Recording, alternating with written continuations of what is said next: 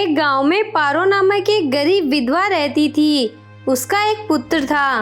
वह इतनी गरीब थी कि घर में 4 बर्तन भी ढंग के नहीं थे।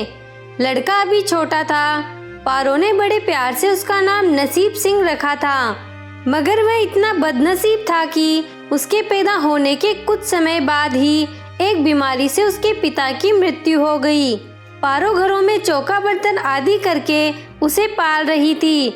उसे पक्का विश्वास था कि नसीब सिंह बड़ा होकर उसके सारे संकट दूर कर देगा और उसका बुढ़ापा चैन से गुजरेगा।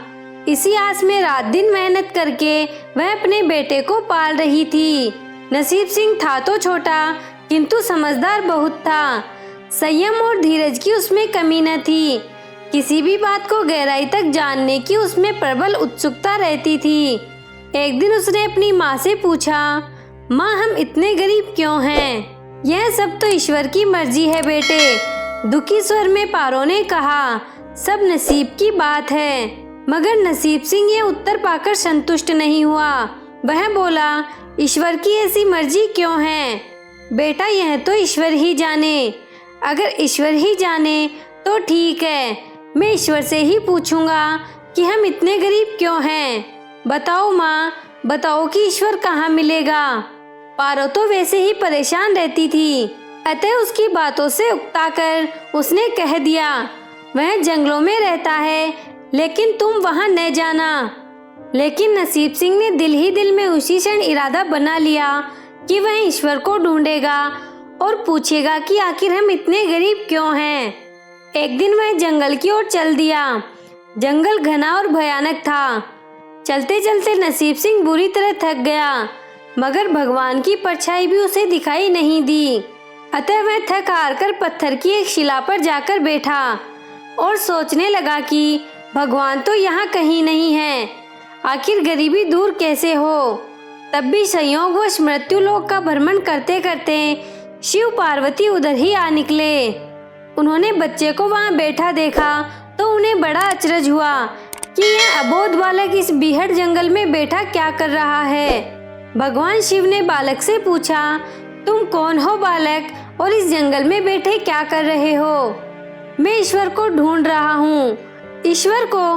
पार्वती चौंकी और पूछा, मगर क्यों? ईश्वर से तुम्हें क्या काम है? मैं उनसे पूछना चाहता हूँ कि हम इतने गरीब क्यों हैं? दूसरों की तरह हम पर भी भाग्य की कृपा क्यों नहीं है? नसीब सिंह ने निर्भीकता से उत्तर दिया। माँ पार्वती और भगवान शिव उस बच्चे का साहस देखकर बहुत प्रसन्न हुए। माँ पार्वती तो करुणा की सागर हैं। उन्हें उस बच्चे पर बड़ी दया आई और भगवान शिव से मुखातिब होकर बोली, प्रभु, इस बालक का कुछ कीजिए।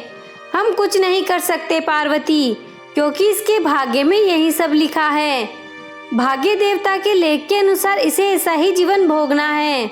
नहीं नहीं स्वामी, आपको कुछ करना ही होगा। माँ पार्वती हट करने लगी। जिद न करो पार्वती, यदि हम उसे कुछ दे भी देंगे तो वह इसके पास नहीं रुकेगा। इसे वैसा ही जीवन जीने दो जैसा भाग्य देव चाहते हैं। नहीं प्रभु, इसकी गरीबी दूर करने के लिए आपको इस पर कृपा करनी होगी। जब माँ पार्वती जिद करने लगी तो भगवान भोले शंकर ने बच्चे को एक हार दे दिया। हार पाकर नसीब सिंह बहुत प्रसन्न हुआ और खुशी खुशी अपने घर को चल दिया। माँ पार्वती संतुष्ट थी कि उन्होंने एक अबोध बालक की मदद की और अब उनके दिन सुख से कटेंगे। लेकिन त्रिकालदर्शी भोले बाबा जानते थे कि यह हार उसके पास रहेगा ही नहीं। चलते चलते नसीब सिंह के पेट में अचानक दर्द उठा और वह शौच के लिए इधर उधर देखने लगा। उसने भगवान शिव का दिया हार पत्थर की एक शिला पर रख दिया और झाड़ियों के पीछे चला गया। तभी एक चील कहीं से उड़ती हुई आई और उस हार को उठाकर उड़ गई। अरे मेरा हार! सब कुछ भूलकर लड़का चील के पीछे भागा, मगर कब तक वह चील का पीछा करता, कैसे पकड़ता उसे। एक आध बार पत्थर उठाकर उसने चील को मारने की कोशिश की, किंतु चील अधिक ऊंचाई पर थी। कुछ ही पलों में चील उसकी नजरों से ओझल हो गई तो वह बड़ा दुखी हुआ और रोते रोते अपने घर की ओर चल दिया। घर पहुंचकर उसने माँ को सारी बात बताई, मगर पारो को उसकी बात पर बिल्कुल भी विश्वास नहीं हुआ। हाँ, उसकी बात सुनकर थोड़ी सी उदास अवश्य हो गई, लेकिन नसीब सिंह माँ की उदासीनता देखकर हतोत्साहित नहीं हुआ। उसने मन ही मन निर्णय लिया कि वह कल फिर वहीं जाएगा और भगवान शिव पार्वती को अपनी विपदा सुनाएगा। उसे विश्वास था कि भगवान शिव उस द्रुत चील को अवश्य ही दंड देंगे। भगवान शिव ने पार्वती से कहा, देखो उसके पास कल वाला हार नहीं रहा, उसे एक चील ले उड़ी है और दूसरा हार पाने वह उस चील को दंड दिलवाने की इच्छा लिए वह लड़का आज फिर आया है। पार्वती देवी ने फिर भगवान से प्रार्थना की, आप चाहे चील को दंड दे या न दें, किंतु इस लड़के की सहायता करके इसकी निर्धनता दूर करें। हम अब कुछ नहीं कर सकते देवी, यदि तुम जिद करती हो तो हम ब्रह्मा से कहते हैं, वही इस बालक की कुछ सहायता करेंगे। कहकर भगवान शिव ने ब्रह्मा जी को बुलाया और सारी बात बताकर आग्रह किया कि आप ही इसकी कुछ मदद करें। तब ब्रह्मा जी ने लड़के को हीरे की एक अंगूठी दे दी। लड़के ने अंगूठी जेब में रखी और खुशी खुशी अपने घर चल दिया। उसने सोच लिया था कि वह अब एक पल के लिए भी अंगूठी को अपने से अलग नहीं करेगा। चलते चलते अचानक उसे प्यास लगी। वह सरोवर के किनारे पहुंचा और जैसे ही वह चल्लू भरकर पानी पीने के लिए झुका, वैसे ही उसकी जीभ से अंगूठी निकलकर पानी में जा गिरी और इससे पहले कि वह उठता, एक मछली उसे निगल गई। नसीब सिंह फिर रोते रोते घर आया और माँ को सारी बात बताई। बेटा, जब तक भाग्य में नहीं है तब तक कोई भी चीज नहीं रुकेगी। माँ ने उसे दिलासा देते हुए कहा, जब भाग्य देवता खुश होंगे तो मिट्टी भी सोना बन जाएगी, मगर इस प्रकार किसी के देने से हमारी गरीबी दूर नहीं होगी। उसे समझाकर माँ अपने काम में लग गई, मगर नसीब सिंह भी हार मानने वाला नहीं था। उसने मन ही मन सोच लिया था कि वह कल फिर जाएगा। तीसरे दिन फिर वह जा पहुंचा। शिव और पार्वती उसका यह साहस देखकर बहुत खुश हुए। शिवजी ने इस बार ब्रह्मा जी के पास जाकर बात की कि वह लड़का तो बड़ा साहसी है, इसका कुछ उद्धार किया जाना चाहिए। तब ब्रह्मा जी ने सलाह दी कि हमें भगवान श्री हरि के पास जाना चाहिए, वही इसका कोई हल बताएंगे। अतः वह श्री हरि के पास पहुँचे। पूरी बात सुनाकर भगवान विष्णु ने नसीब सिंह को कुछ हीरे दिए। हीरे पाकर वह बहुत खुश हुआ और इस बार बिना कहीं रुके उसने सीधे अपने घर जाने का निश्चय किया, क्योंकि 2 बार उसकी चीजें खो चुकी थी। जब वह घर पहुंचा, माँ घर पर नहीं थी। अतः नसीब सिंह ने हीरे एक लोटे में रखकर कोने में छिपा दिए और माँ को ढूंढने निकल पड़ा। वह मन ही मन सोचने लगा कि अब माँ को किसी के घर काम करने की क्या आवश्यकता है, अब तो वह भी अमीर बन गए हैं। उधर पीछे से चोर उनके घर में घुसे और जो भी सामान हाथ लगा लेकर भाग निकले। उस सामान में लोटा भी था जिसमें हीरे रखे थे। जब वह माँ के साथ वापस आया तो देखा कि हीरे गायब थे। इतना ही नहीं, घर का दूसरा सामान भी गायब था। तब तो उसकी माँ को बहुत गुस्सा आया। वह बोली, क्यों मुझे नई नई कहानियाँ सुनाकर पागल बनाता जा रहा है? सारा दिन आवारा की तरह इधर उधर भटकता रहता है और शाम को पिटाई के डर से कोई नई कहानी सुना देता है।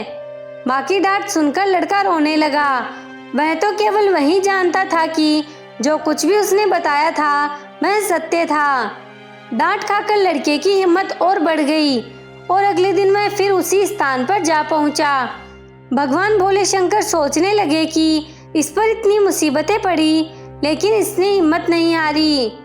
इससे वह बहुत प्रसन्न हुए और भाग्य देवी के पास जाकर बोले, यह लड़का बहुत ही साहसी, हिम्मती और धीरज वाला है।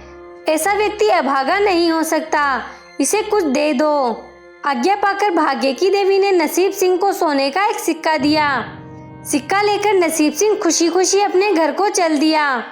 जब उसने घर जाकर वह सिक्का अपनी माँ को दिया तो उसकी माँ बहुत खुश हुई।